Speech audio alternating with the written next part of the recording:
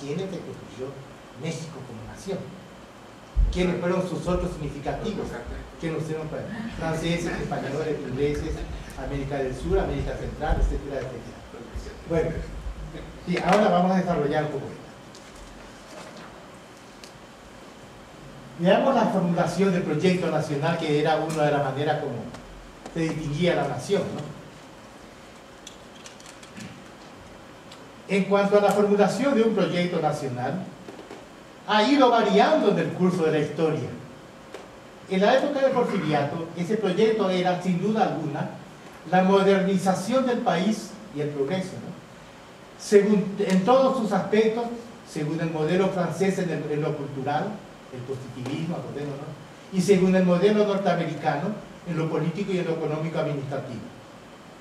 El nacionalismo revolucionario surgido de la Revolución Mexicana introduce un nuevo proyecto, la búsqueda de la justicia social para enfrentar las desigualdades sociales, que implicaba, entre otros aspectos, el pacto social del Estado con los obreros y los campesinos, la reforma agraria, el crecimiento económico y el incremento en el bienestar y la seguridad del pueblo. El sujeto fundador de este proyecto no era sino el Estado social surgido de la Revolución, en cuya cúspide se había instalado el presidencialismo en la mexicana.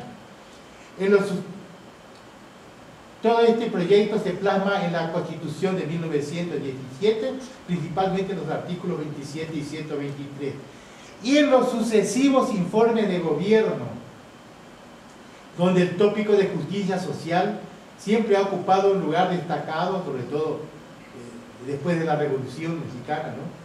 Bajo distintos membretes. Yo lo he estudiado porque yo he estudiado un poco los informes de gobierno de México, ¿no? ¿Cuáles eran los tópicos? Programa social, primero, después entró trabajo y previsión, después entró política social, después mejor nivel de vida, después política de bienestar social y hoy desarrollo social. Ahora bien, tenemos un proyecto del nacionalismo revolucionario, que fue distinto, no es el proyecto del Porfiriato. Pero podemos afirmar todavía que a partir de los gobiernos de Miguel de la Madrid y Salinas de Gortari, esto también lo estudié en un libro que acaba de salir por análisis del discurso político en términos históricos, ¿no? Las élites tecnocráticas y empresariales tratan de imponer un nuevo proyecto que podríamos denominar proyecto neoliberal. Y yo traté de estudiar cuándo comenzó en México el discurso neoliberal y precisamente en qué momento. Eso es lo que aparece en mi nuevo libro sobre el debate político de México. Así que las élites tratan de imponer un proyecto, ya podríamos llamar neoliberal, centrado en la idea de un México ganador,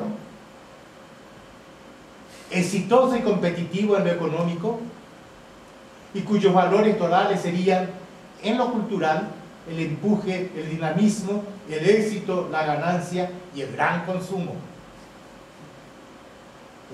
Así que cuando nuestro presidente habla de modernizar a México, y ellos tenían el proyecto de modernizar a México juntamente con su finado, digamos así, ¿cómo se llama?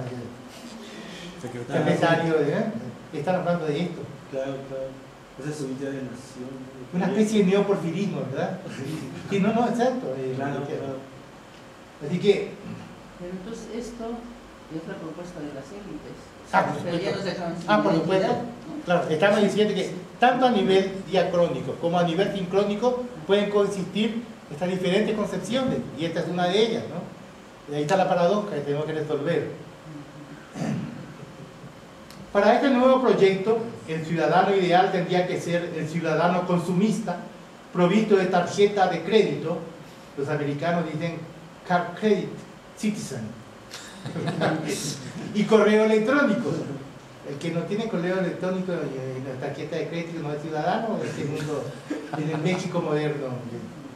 Lo que diseña implícitamente este proyecto es un México de McDonald's, de centros comerciales y de computadoras, contrapuesto al México indígena, folclórico y rural de los corridos y de la cultura popular. El proyecto neoliberal descarta los viejos valores de igualdad, de justicia social, es decir, todo lo que tenía que ver con el nacionalismo revolucionario. relegándolos al ámbito de la asistencia social pública y privada. Esto con respecto a los bienes. Primer dato, han variado históricamente y sincrónicamente también los proyectos nacionales. ¿Y entonces dónde queda la identidad nacional? Es una pregunta. Ahora vayamos al legado cultural, ¿verdad? Otra parte fundamental. Así que México como comunidad de memoria. Vamos a ver hasta en qué medida. En cuanto al legado cultural invocado como marcador de la identidad nacional, también ha variado la historia, debido fundamentalmente a su carácter heterogéneo y plural. En efecto, México ha sido desde siempre un país multicultural, y no recién ahora, a raíz del artículo 2 constitucional. ¿No? Así que siempre ha sido fundamentalmente multicultural, y por lo mismo fue preciso operar cada vez una selección dentro del legado cultural para determinar lo que en un momento determinado se consideraba como marcador de identidad, ¿no? Había que seleccionar. Por ejemplo, en la época del Porfiriato, la cultura oficial que se preconizaba era la cultura elitista urbana, una cultura reflejo, decíamos aquí en América Latina, una cultura reflejo cuyo modelo de referencia era París. París, la ciudad luz, de los salones elegantes, de los bulevares iluminados y del pensamiento ilustrado. En contraposición se despreciaba la cultura popular, y con mayor razón la cultura indígena, por considerarla factores de atraso y por lo mismo incompatible con el proyecto de modernización del país. En esa época, ustedes estaban escuchando ecos de Pérez Monfort, investigaciones de Pérez Monfort. En esa época el pueblo era sinónimo de populacho, plebe o pueblo bajo, y era considerado como una amenaza latente contra el orden social por su potencial de violencia y de insurrección. Solo a partir de la Revolución Mexicana, el pueblo fue reivindicado como actor histórico y la cultura popular se convirtió masivamente en marcador y referente privilegiado de la identidad nacional.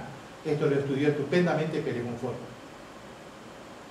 Pero no hay que olvidar que por cultura popular, esto nos lo dice Pérez Monfort, se entendía entonces la cultura mestiza. La cultura mestiza, tema que derivó en la imagen de México como crisol de las razas, Gani, ¿no? Y culminó finalmente bajo la pluma de algunos intelectuales en la idea de raza cósmica, Vasconcelos, polemizando implícitamente unas veces, ¿por qué nació esta idea de México como crisol de la raza y la raza cósmica? Porque era una polémica implícita contra el racismo de Gobineau, el famoso francés racista, teórico racista, ¿no? Y su teoría del mestizaje como degeneración. En Europa, automáticamente, sobre todo en Francia, el mestizaje se consideraba una degeneración. Y lo que hacen estos escritores nuestros es, al revés, presentar el mestizaje como el futuro, como ahora estamos pensando en la relación con Obama. El triunfo del mestizaje, valorizar el mestizaje. Cabe señalar que en esta concepción del mestizaje como fundamento étnico-cultural de la nación, los indígenas en cuanto tales seguían siendo invisibles,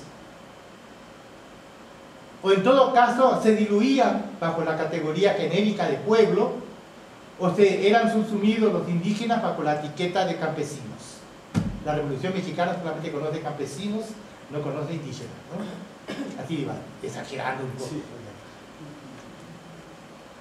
Así va otra fase, van cambiando los rasgos culturales, el elemento cultural, era ahora la raza mestiza, ¿no? La cultura popular, pero mestiza. El pueblo, pero mestizo. El movimiento indigenista mexicano, que se inicia en la época de Cárdenas y al que alcanza su madurez antropológica y literaria en los años 80, privilegió por primera vez como marcador de la identidad nacional la cultura indígena mesoamericana. Es decir, es el tema de México profundo, supuestamente subyacente en los basamentos de la cultura nacional, incluida la cultura mestiza.